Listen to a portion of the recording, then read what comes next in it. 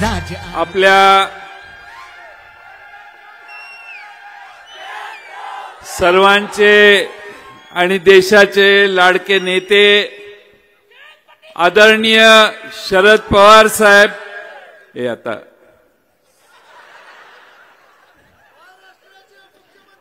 गप्पच मी त्याच्यावर भाषण करतो अशी घोषणा देऊन कोणी मुख्यमंत्री होत नाही, त्याला लय उठावशे काढावं लागतात. तुम्ही गप्प बसा.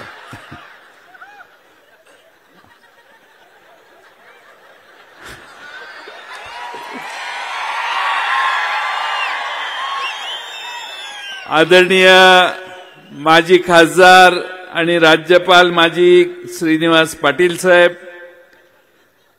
ज्यांची अमोघ वाणी सगळ्या महाराष्ट्रभर फिरून आज आपल्या इस्लामपुरात आली, ते आपल्या सर्वांचे लाडके खासदार अमोल कोल्हे साहेब. लोकांच्यातला माणूस कसा असतो आणि लोक आपल्यातला माणूस कसा उचलून धरतात आणि सगळ्या ताकदीच्या विरोधी माणसं एकत्रित झाली तर माणूस कसा निवडून येतो, याचं चित्र महाराष्ट्राला आणि देशाला दाखवणारे खासदार निलेश लंके साहेब. आपल्या निर्णयाने महाराष्ट्रात एक वेगळा भूकंप करून बदल करण्यासाठी राष्ट्रवादीची साथ विजयसिंह मोहिते पाटील साहेबांच्या नेतृत्वाखाली ज्यांनी धरली ते खासदार धैर्यशील मोहिते पाटील, आमचे सहकारी माजी मंत्री बाळासाहेब पाटील. आपण ज्यांचं भाषण ऐकलं मगाशी ते उत्तम जानकर साहेब, आमचे ज्येष्ठ मार्गदर्शक शिवाजीराव नाईक साहेब, आमच्या आमदार सुमनताई पाटील, मानसिंगराव नाईक, मेहबूब शेख, नितेश कराळे, सुनील गव्हाणे, नारायण आबा पाटील, नागेश फाटे, पंडितराव कांबळे, राजू आवळे, आमदार माजी कोल्हापूर जिल्ह्याचे अध्यक्ष व्ही पाटील साहेब, बाबासाहेब जाधव, आपल्या जिल्ह्याचे अध्यक्ष देवराज पाटील, सर्वच व्यासपीठावरील पक्षाचे सर्व पदाधिकारी आणि मगासपासून सगळ्यांचीच नावं घेतली तर परत पाऊस येईल म्हणून मी व्यासपीठावरील आपल्या तालुक्यातील जिल्ह्यातील सगळ्याच मान्यवर आणि बंधू भगिनींनो, आज महाराष्ट्रभर फिरून इस्लामपूरला आपण या शिवस्वराज्य यात्रेची या ठिकाणी शेवटची सभा घेतोय. महाराष्ट्रामध्ये आम्ही 9 तारखेपासून आपल्या शिवनेरीच्या पायथ्याचं दर्शन घेऊन जी सुरुवात केली, 24 दिवस आम्ही या यात्रेत सहभागी झालो. 7365 किलोमीटर, 19 जिल्हे आणि अनेक 100पेक्षा जास्त तालुक्यांना भेटी दिल्या आणि आपल्या सर्वांच्या समोर आता इथं आलोय. खरं म्हणजे आज ही शेवटची सभा आहे किंवा समारोप आहे असं म्हणण्याची काही आवश्यकता नाहीये. माझ्या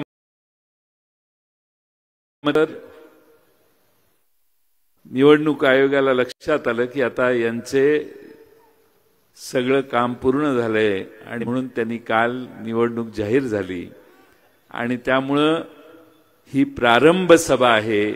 निवडणूक जाहीर झाल्यानंतर पहिली सभा आहे आणि हा प्रारंभ महाराष्ट्रातील सत्ता परिवर्तनाच्या प्रयत्नाचा आहे, विकसित महाराष्ट्राच्या नव्या पर्वाचा आहे. हा प्रारंभ महाराष्ट्रातल्या सामान्य गोरगरीब जनतेच्या हक्कांच्या लढाईचा आहे. हा प्रारंभ बेरोजगार तरुणांच्या रोजगार मिळवण्याच्यासाठी आहे. हा प्रारंभ महाराष्ट्रातल्या स्त्री संरक्षणाचा आहे. हा प्रारंभ हा महाराष्ट्रातला भ्रष्टाचारापासून मुक्त करण्याचा आहे आणि छत्रपती शिवाजी महाराजांनी घडवलेल्या महाराष्ट्राच्या रक्षणाचा आहे, महाराष्ट्राच्या छत्रपती शिवाजी महाराजांच्या कल्पनेच्या संरक्षणाचा आहे. आम्ही अनेक ठिकाणी गेलो, अनेक अनुभव आम्हाला आले. गडचिरोलीच्या अहेरीला गेलो, आदिवासी कुटुंबांनी आम्हाला जेवायला बोलवलं, त्यांचं जेवण आम्हाला सगळ्यांना घातलं.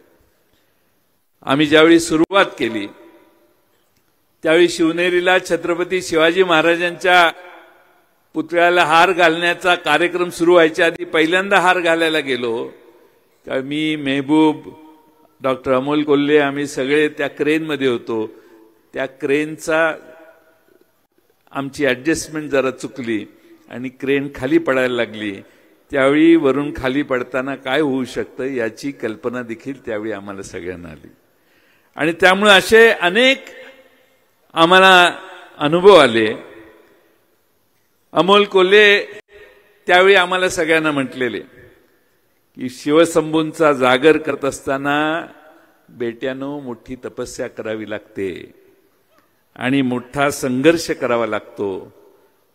आणि त्या संघर्षाची गेले अनेक दिवस आम्ही सगळ्यांनी तयारी केली आणि आता सगळ्या संघर्षाला महाराष्ट्रात पुन्हा एकदा पवार साहेबांचा राष्ट्रवादी काँग्रेस पक्ष आता संघर्षाला पूर्णपणाने तयार झालेला आहे.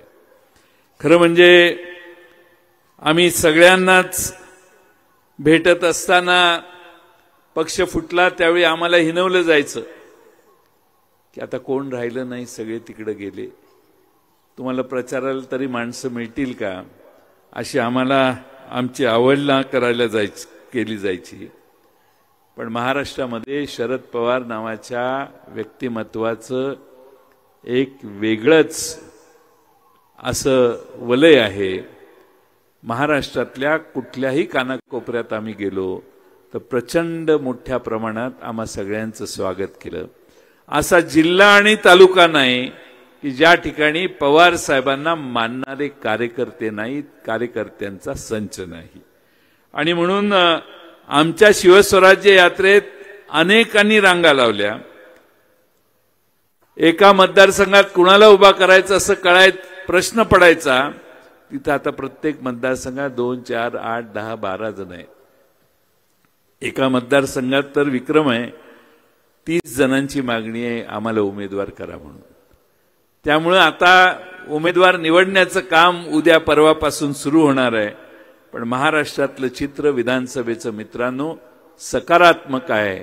हे सरकार बदलण्याची मानसिकता महाराष्ट्रातल्या जनतेची आहे याची आम्हा सगळ्यांना खात्री झालेली आहे. महाराष्ट्राची आर्थिक परिस्थिती पूर्ण ढासळलेली आहे. तिजोरीचा बोजवारा उडालेला आहे. विकासाचा दर 9.4% आता 7.5% खाली आलेला आहे. कृषी क्षेत्रात महाराष्ट्र 6व्या क्रमांकावर खाली घसरलेला आहे.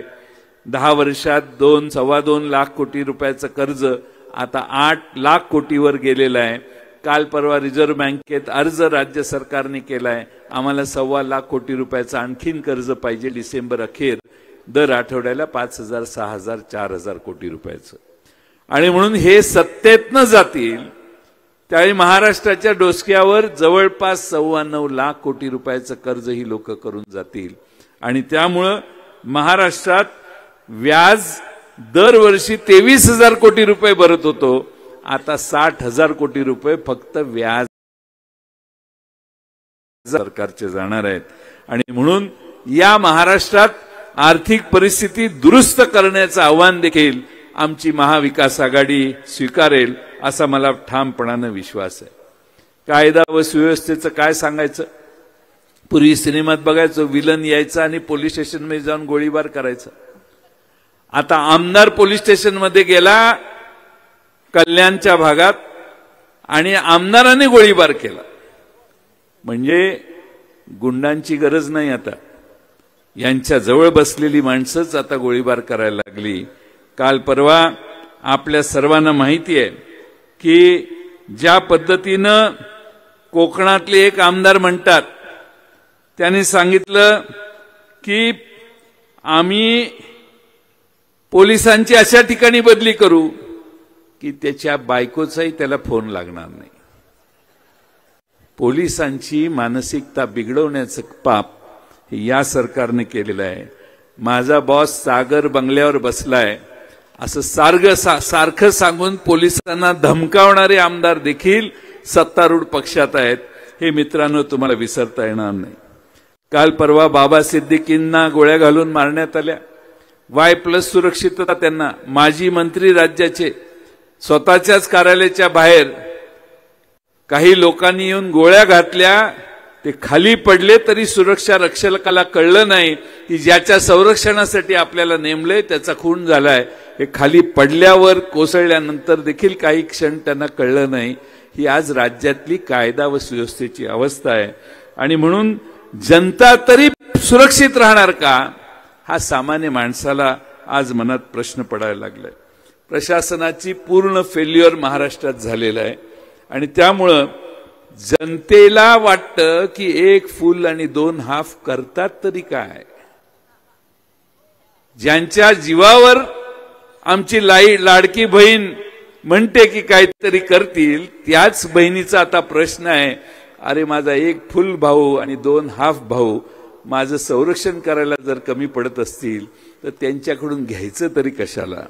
आणि म्हणून आपल्या सर्वांना माझी विनंती आहे की बदलापूरमध्ये चिमुरडीवर अत्याचार झाला, पोलीस केस घेतली नाही. शाळेला वाचवण्याचे प्रयत्न झाले, शेवटी त्याला पकडल्यानंतर त्या शाळेचे चालक फरार होते. ते यांना सापडत नव्हते. कोर्टाने सांगितलं, रे करताय काय पोलिसांनो, तुम्हाला गुन्हेगार सापडत नाही, काय चाललंय. आणि मग कोर्टाने धमकावल्या. दुसऱ्या दिवशी त्यांना पकडण्याचं काम झालं. पण मित्रांनो, महाराष्ट्रातल्या कायदा व सुव्यवस्थेची परिस्थिती प्रचंड बिघडलेली आहे. आणि त्यामुळं आपल्या सगळ्यांना या महाराष्ट्रात पुन्हा महाराष्ट्र जागेवर आणण्याचं काम भविष्य काळात करायचंय. आणि त्यामुळं माझी आपणा सर्वांना विनंती आहे,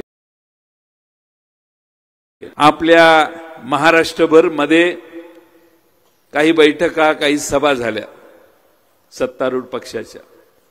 आणि महाराष्ट्रामध्ये एक नरेटिव्ह सांगण्याचं काम ते करत होते की आम्ही फार चांगल्या तुमच्यासाठी योजना केलेल्या आहेत लाडक्या बहिणींनो, पण आम्ही जर सत्तेवर आलो नाही, आमच्या चिन्हाच्या समोर तुम्ही बटन दाबलं नाही तर या सगळ्या योजना बंद होतील, असं सत्तेत बसणारी लोक सांगतात. पण मी आपल्याला जबाबदारीने सांगतो, एखादी योजना काढायची असेल, अर्थसंकल्पात जाहीर करायची असेल तर त्याला हेडची निर्मिती करावी लागते. हेड करावा लागतो तयार. त्या शीर्षकाखाली त्याचे पैसे लेखाशीर्षक काढावं लागतं. लेखाशीर्षात त्याचे पैसे धरावे लागतात, म्हणजे ती योजना कायम चालते. या सत्तेत बसणाऱ्या सरकारने आज अखेर सीएजीला आणि अकाउंट्स डिपार्टमेंट ट्रेजरीने अजूनही लेखाशीर्षक काढलेलं नाही. म्हणजे त्यांना माहिती आहे की एवढे महिना 1.5 महिना काढायचा आहे. त्यामुळे सगळ्या योजना महाराष्ट्रातल्या बंद करतायत. पंडित कांबळे आमच्या महाराष्ट्रावर फिरून हे सांगतायत की सामाजिक न्याय, मागासवर्गीयांचे पैसे बंद केले आणि यांनी इकडे वळवले. यांनी आदिवासी समाजाचे पैसे बंद केले, त्यांनी इकडे वळवले. सगळ्या प्रकल्पांचे पैसे बंद करण्यात येत आहेत आणि ते इकडे वळवण्यात येत आहेत, कारण सरकारच्या तिजोरीमध्ये पैसे नाहीत. सगळ्या योजना महाराष्ट्रातल्या बंद करण्याचं पाप या सरकारने केलंय. तुम्हाला लाडक्या बहिणीला द्यायचं असेल, त्याच्यापेक्षा आमचं सरकार आलं तर त्याच्यापेक्षा आम्ही जास्त देणार आहे, तुम्ही काही चिंता करू नका.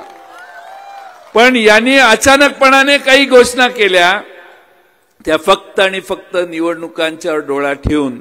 लोकसभेच्या आधी तुम्ही लाडक्या नव्हत्या. आज आमची लाडकी बहीण जम्मू आणि काश्मीरचा शपथविधी आहे म्हणून, नाहीतर आज इकडेच आली असती आमची लाडकी बहीण. पण सुप्रियाताई जम्मू आणि काश्मीरचा शपथविधी आज होता म्हणून दिल्लीला गेल्यात, काश्मीरला गेल्या, म्हणून आज त्या इथे येऊ शकल्या नाहीत. पण त्या लाडक्या बहिणीची लोकसभेच्या आधी काय परिस्थिती होती. आज लोकसभा झाल्यानंतर सगळ्या दिसेल त्या गोष्टी लाडक्या व्हायला लागल्या. भाऊ लाडका, मगाशी नाटक बघितलं की नाही तुम्ही, बहिणी लाडक्या. पण हे पुतना मावशीचं प्रेम आहे. फक्त 20 नोव्हेंबर 20 नोव्हेंबरला संध्याकाळी 5 वाजेपर्यंत त्यानंतर या योजनांच्यावर काट मारण्याची भीती ह्या लोकांची आहे, कारण तिजोरी मोकळी करण्याचं काम यांनी केलंय. मी तुम्हाला महाविकास आघाडीच्या वतीनं तिन्ही पक्ष आणि आमचे सगळे मित्र पक्ष यांच्या वतीनं सांगतो की आमचं सरकार येईल त्यावेळी या लाडक्या बहिणींच्या केसाला धक्का लागणार नाही अशी कायदेशीर व्यवस्था महाराष्ट्रात आम्ही तयार करू. आणि त्याचबरोबर या लाडक्या बहीण योजना ह्या व्यवस्थितपणानं कशा चालतील आणि 4 पैसे जास्त तुम्हाला कसे देण्यात येतील अशी मार्ग काढण्याची भूमिका आम्ही सगळे आमचं सरकार घेईल हा विश्वास मी तुम्हा सगळ्यांना देतो. खरं म्हणजे भ्रष्टाचार फार वाढलाय. डांबरात निलेश लंके साहेब भ्रष्टाचार झाला. एकच डांबर 4 प्रकल्पात वापरलं असं रत्नागिरी जिल्ह्यात दाखवण्यात आलं. मेलेल्या माणसाच्या टाळूवर पैसे लोणी खातात तसं त्या मान खटाव मध्ये हॉस्पिटलमध्ये कोरोनाचा रेकॉर्ड दाखवलं की हे माणसं जिवंत आहेत, मेलेली माणसं होती पण जिवंत आहेत आणि त्यांच्यावर औषधोपचार करून पैसे 61 कोटी रुपये काढायचं काम झालं. हे सत्तेत बसणाऱ्या लोकांचं काम आहे. आणि म्हणून या ठिकाणी भ्रष्टाचार किती करावा ह्याला काही मर्यादा राहिली नाही. हे पेठ पासून आमच्या गडकरी साहेबांनी सांगलीकडे रस्ता केलाय.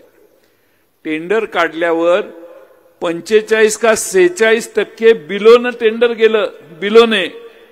पण महाराष्ट्र सरकारने टेंडर एक 20,000 कोटीचं काढलं, परवा 26,000 कोटीला गेलं. विरार पासून ते अलिबाग पर्यंतचा एक रस्ता कोणी मागितला नव्हता पण ह्यांनी करायचं ठरवले. जालन्यापासून नांदेड पर्यंतचा रस्ता 11,000 कोटीचे एस्टिमेट 15,000 कोटीला रस्ता चाललाय. 1 किलोमीटरला विरार अलिबागला 273 कोटी रुपये सरकार मोजणार आहे आणि जालना टू नांदेड 1 किलोमीटरला 83 कोटी रुपये सरकार खर्च करायला तयार झाले. मागणी कुणाचीही नाही. आणि म्हणून माझी आपणा सगळ्यांना विनंती आहे की यांनी भ्रष्टाचाराचा कहर केला. एवढा भ्रष्टाचाराचा कहर केला की छत्रपती शिवाजी महाराज हे तुमचं आमचं दैवत, त्यांच्या पुतळा मालवणला उभा केला. स्वतः देशाचे प्रधानमंत्री मोदी साहेबांनी येऊन त्याचं उद्घाटन केलं. पण तो पुतळा उभा करताना यांनी याच्यात पैसे खाल्ले, भ्रष्टाचार केला. तो पुतळा कोसळला. महाराष्ट्राचा स्वाभिमान त्या क्षणी कोसळला. याला प्रायश्चित्त देण्यासाठी तुम्ही आम्ही पूर्ण ताकदीनं काम केलं पाहिजे. छत्रपती शिवाजी महाराजांच्या पुतळ्यात जर तुम्ही पैसे खाणार असाल, त्यात भ्रष्टाचार करणार असाल, ती उभारणी जर ते चुकीच्या पद्धतीनं करणार असाल तर समस्त महाराष्ट्रातली जनता 20 नोव्हेंबरला यांना शिक्षा दिल्याशिवाय राहणार नाही. आणि ते काम आपण पूर्ण ताकदीनं करायचंय एवढी विनंती या निमित्ताने मी करतो. आमचा दौरा बरेच दिवस चालला. मेहबूब शेख असतील, आमचे सुनील गव्हाणे विद्यार्थीचे अध्यक्ष असतील, यांनी सतत अमोल कोल्हे साहेबांनी आमच्या बरोबर साथ दिली. आमच्या महिला अध्यक्षा खडसे ताई काही दिवस होत्या. आमचे व्यापार संघटनेचे अध्यक्ष पूर्ण काळ होते आणि सामाजिक न्यायचे आमचे पंडित कांबळे देखील पूर्ण काळ होते. सगळ्यांनी साथ दिली. आमच्या मागे फिरायचं हे किती अवघड काम आहे ते ह्या सगळ्यांनी केलं आणि प्रत्येक ठिकाणी निक्षून राष्ट्रवादीची पवार साहेबांची भूमिका सांगण्याचं काम केलं. आमच्या सभा बऱ्याच मोठ्या झाल्या, अनेक ठिकाणी झाल्या. पण मी आपणाला एक सांगतो, या सभा या पवार साहेबांच्या नावामुळे झाल्या, या काही आमच्यामुळे झाल्या नाहीत. पण पवार साहेबांची माणसं येत आहेत, पवार साहेबांच्याकडून माणसं आलेली आहेत आणि पवार साहेबांची भूमिका मांडण्यासाठी आलेली आहेत. हे कळल्यामुळं महाराष्ट्रातली जनता पदोपदी आम्हा सगळ्यांना या ठिकाणी स्वागत करत होती. पक्ष सोडताना अनेक जण आमच्यातून जात होती. मी सगळ्यांना सांगत होतो जाऊ नका, घोटाळा होईल. पण काय कोणी ऐकलं नाही. आणि तिकडच्या सगळ्या साधन संपत्तीची माहिती आम्हाला द्यायची. त्यांच्याकडे हे आहे, हे आहे, हे आहे, हे आहे. जयंत पाटील, काय तुमचं टिकणार आहे कशात? अमिताभ बच्चनचा दीवार मधला एक डायलॉग मी सांगतो तुम्हाला. अमिताभ बच्चन त्या शशी कपूरला सांगितलं त्याने, मेरे पास गाड़ी है, बंगला है, बैंक बैलेंस है, तुम्हारे पास क्या है? शशी कपूर शांतपणे म्हणतो, मेरे पास माँ है. आणि 2 मिनिटात ते अमिताभ बच्चनचा चेहरा खरकन पडतो. मी यांना सांगत होतो, ते म्हणायचे, हे आहे जयंतराव, तुम्हाला माहित नाही, चला तुम्ही तिकडं, तुम्ही चूक करताय, सत्तेशिवाय काही नसतं, संकट हे बाकीच्या सगळ्या गोष्टी होतील, तुमच्यासाठी पद राखून ठेवलेलं आहे. आणि काय आहे तुमच्याकडे, काय आहे? तर सगळा पक्षच मोकळा होतोय, तुमच्याकडे काय राहिलं नाही. मी त्यावेळी सांगितलेलं, माझ्याकडे शरद पवार साहेब आहेत आणि हा नेता असा आहे की शून्यातून जग निर्माण करण्याची ताकद असणारा हा नेता आहे. आज उगाच नाही, महाराष्ट्रातल्या जाईल त्या ठिकाणी महाराष्ट्रातली तरुणाई त्यांच्या मागे आज उभी राहिलेली आहे. 84 वर्षाचा योद्धा या डिसेंबरला 85व्या वर्षात पदार्पण करेल. भारतामध्ये अनेक नेते होऊन गेले. मी फार लहानपणापासून पवार साहेबांना स्वर्गीय राजाराम बापूंच्या वेळेपासून मी फार जवळून बघायचो. क्रिकेट मॅचला गेलो तर आता तुम्ही कसे सेल्फी काढायला प्रत्येकाच्या जवळ जाता, तसं मी त्यांच्याकडे जाऊन फोटो काढायचा प्रयत्न लहानपणी करायचो. पण त्या वेळेपासून महाराष्ट्रातल्या तरुणाईला त्यांची भुरळ आहे. आणि आज त्यांचं वय वर्ष 84 झालेलं असतानाही महाराष्ट्रातली तरुण हे आज त्यांच्याकडे आशेनं बघतात. कारण ह्या सगळ्यांच्या पेक्षा हा नेता उजवा आहे. महाराष्ट्रातल्या शाहू फुले आंबेडकरांच्या बहुजन समाजाला तारणार आहे.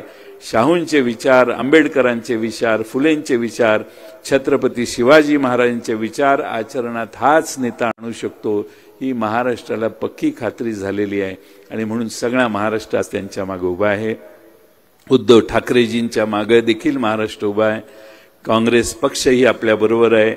आमचे मित्र पक्ष आघाडीतले आहेत. आम्ही सगळे मिळून महाराष्ट्रातली ही सत्ता बदल करू, हा माझ्यासारख्या कार्यकर्त्याला मनापासून विश्वास आहे. खरं म्हणजे ही आपल्या सर्वांना, माझ्यासाठी मला असं वाटतं की ही पवार साहेबांच्या विचारांची लढाई आहे. पवार साहेबांसाठी ही लढाई आहे. त्यामुळे तुम्ही मगाशी जी भाषा वापरली ना, हे करा आणि ते करा, त्यासाठी ही लढाई नाही आहे. एवढं लहान मन तुम्ही दाखवू नका.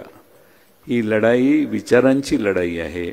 महाराष्ट्रामध्ये शाहू फुले आंबेडकरांचा विचार टिकणार की नाही हा प्रश्न महत्वाचा आहे. जातीयवादी विचारांच्या विरोधी लढाई आहे आणि ही लढाई लढण्यासाठी आपण पवार साहेबांच्या मागे उभा आहोत. मला फार वर्षापासून आठवते, बाबासाहेब दादा साखराळचे आणि दिलीप तात्या होते, तुमचं शिष्टमंडळ पवार साहेबांना भेटायला गेलेलं. नुकताच मंत्री झालो तुम्ही. बाबासाहेब दादांना फार हे होतं की जयंत मंत्री झालाच पाहिजे. साहेबांनी शांतपणे सांगितलं, त्याला जरा उमेदवारी करू दे, आत्ताच आमदार झालेला आहे. त्यानंतर कधी आयुष्यात मी शिष्टमंडळ त्यांच्याकडे नेलं नाही. पण मी तुम्हाला एक सांगतो की आर.आर. आबांची आज मला मनापासून आठवण होते. आर.आर. आबांच्या बरोबर आम्ही सगळे काम करत होतो. आर.आर. आबांची देखील आदरणीय पवार साहेबांच्यावर प्रचंड निष्ठा होती.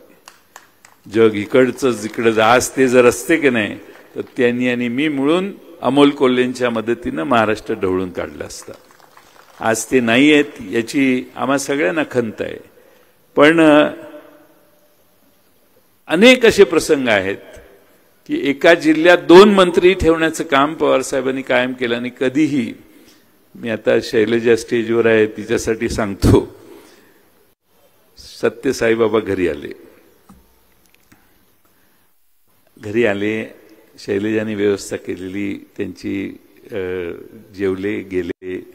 शिवराज पाटील साहेब आमच्या घरी त्यावेळी आलेले. त्यावेळी आणि मग दिल्लीला गेलो. त्यावेळी मंत्रिमंडळ स्थापना होणार होती.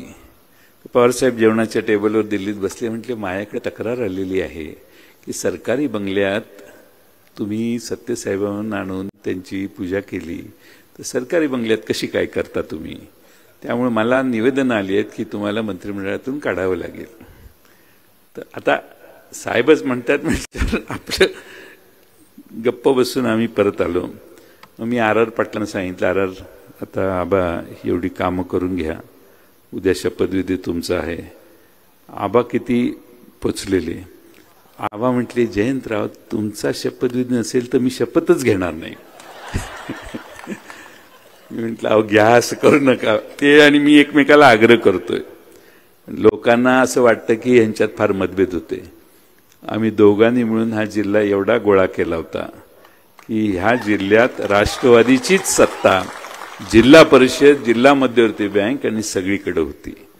आबांची आठवण यासाठी होते की आजच्या संघर्षाच्या काळात आबांचा सारखा एक निष्ठावंत नेता, आपण जसे उभे राहिलोय तसेच आबा देखील पवारसाहेबांच्या मागे उभा राहिले असते. आणि आज सुमनताईंनी आणि त्यांच्या घराने निर्णय घेतलाय पवारसाहेबांच्यावर उभा राहायचा. तो त्याच निष्ठेचं प्रतीक आहे असं मला या ठिकाणी सांगितलं पाहिजे. वेळ बराच झालाय.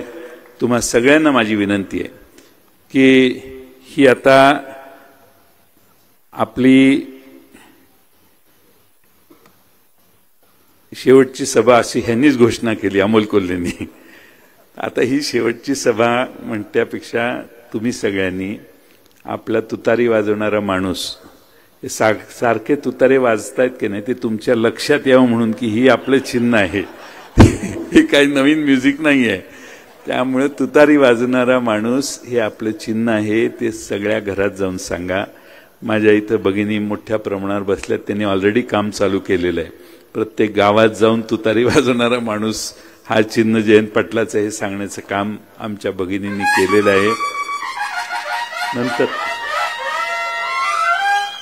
तुम्हाला कळ काढू नका आता, पण आपल्या सर्वांना हे चिन्ह आपल्याला मिळालं. ते मिळाल्यावर पवारसाहेब स्वतः रायगडावर आले. डॉक्टर अमोल कोल्हेंच्या उपस्थितीमध्ये, सुप्रियाताईंच्या उपस्थितीमध्ये आम्ही हे तुतारी वाजवणारं चिन्ह हे छत्रपती शिवाजी महाराजांच्या पायावर ठेवलं आणि तिथे शपथ घेतली की हा महाराष्ट्र पुन्हा एकदा छत्रपती शिवाजी महाराजांच्या विचारावर आणायचा प्रयत्न आम्ही करू, पूर्ण ताकदीनं त्यासाठी काम करू. आणि ते काम आता आपलं सुरू झालंय. माझी जबाबदारी तुम्हीच घ्यायची आहे. आणि लंकेसाहेब,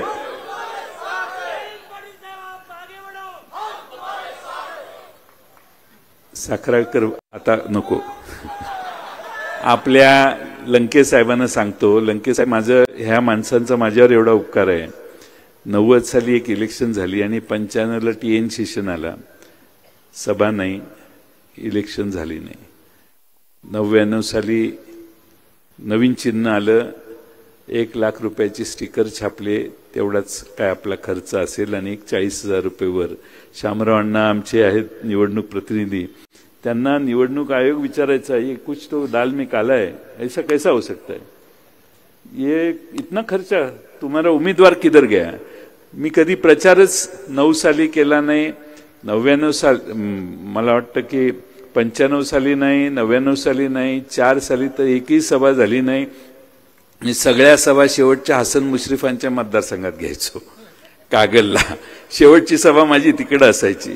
मागच्या वेळी स्वतः ND पाटील साहेब, पाऊस पडत होता त्यावेळी माझ्या सभेला इस्लामपुरात आले, म्हणून त्यांना सांगून गडबडीत पुढे आलो आणि ND पाटील साहेबांचं भाषण संपता 6 वाजता त्यांच्या मागे येऊन उभा राहिलो, कारण ते स्वतःहून येऊन त्यांनी सभा घेतली. पण महाराष्ट्रामध्ये असा मतदारसंघ लंकेसाहेब मिळणार नाही की मी प्रचाराची सभा न घेता मला ही माणसं एकदा नाही 7 वेळा निवडून देत आली.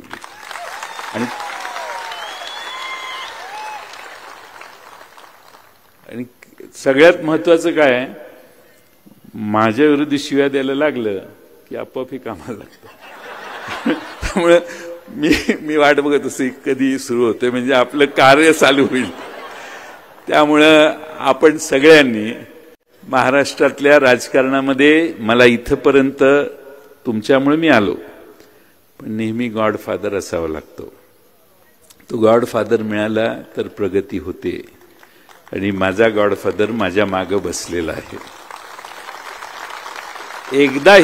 एकदाही कधीही मी अमोल कोल्हेंना अनेक वेळा सांगितलं, साहेब आता ह्याच्यानंतर काय करणार मी तुम्हाला सांगू शकतो म्हटलं. सांगण्याचा मुद्दा की मला इतकं शिकायला मिळालं राजकारणात, वागायचं कसं, बोलायचं कसं, सामान्य माणसाशी संबंध कसा ठेवायचा. महाराष्ट्रातल्या प्रत्येक कार्यकर्त्यांनी देशात पवार साहेबांना पंतप्रधान पदापर्यंत जाता नाही आलं, राजकारणात वेगळे प्रश्न असतात, पण त्यांच्यासारखा नेता भारतभर दुसरा नाही अशी माझी ठाम समजूत आहे. आणि म्हणून आज तुम्हा सर्वांच्या साक्षीनं ते या ठिकाणी आले. त्यांनी वेळात वेळ काढून या कार्यक्रमाला उपस्थिती दाखवली. आता प्रचाराची सभा आपली आज झाली असं समजा, पण अर्ज मी अजून उमेदवार नाही झालेलो. मी अर्ज 24 तारखेला गुरुपुष्प नक्षत्रावर भरायचं बहुतेक ठरलेलं आहे. आणि मी ज्यावेळी मुहूर्त बघतो त्यावेळी पवार साहेबांना आवडत नाही काय, तर बहुतेक 24 तारीख ठरेल. पण त्यानंतर त्या दिवशी एकदा आपण जमलं तर भेटू, ज्यांना शक्य असेल त्यांनी. आणि त्यानंतर मला महाराष्ट्रात फिरावं लागणार आहे.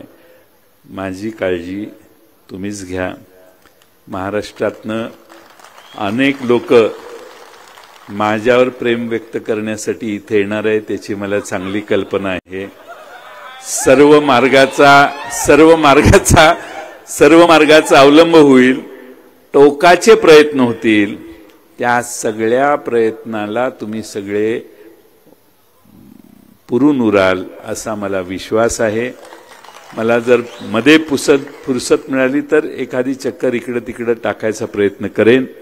पण आपल्या सर्वांना माझी विनंती आहे की इथं आपले बोधिरत्न बनते ज्योतिरत्न संभाजीनगरही या कार्यक्रमासाठी आले, त्यांचेही मी आभार मानतो.